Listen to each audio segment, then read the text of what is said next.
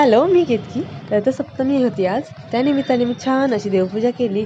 त्यानंतर मी माझं आवरून घेतलं. आज मी खास साडी नेसली होती. शक्यतो मी काही सणासुदीला नेसते, फॉर अ चेंज म्हणून सुद्धा नेसते, पण आज नेसली होती. आज मी टेरेसवर येऊन पूजाही केली आणि गॅसचीही पूजा केली होती. देवघरातही पूजा केली, बाहेर रांगोळी काढली. पण ह्या सगळ्यांच्या क्लिप घ्यायला मी विसरले. तर इकडं वरती मी छान पूजा करत होते, तोपर्यंत लक्ष माझ्या बाळाचं गेलं फोनमध्ये आणि तिला तिचंच किती कौतुक वाटलं. ती तिलाच कॅमेऱ्यामध्ये बघून चेक करत होती की आपणच आहे का. तर त्यानंतर मी खाली आले, घरातली पूजा वगैरे सगळी आटोपली. त्यानंतर मी आपली बेसिक घरातली रोजची कामं करायला घेतली. आता मी घरातली सगळी कामं कधीच मी व्हिडिओमध्ये दाखवत नाही, मी फक्त किचन क्लीन करताना दाखवते.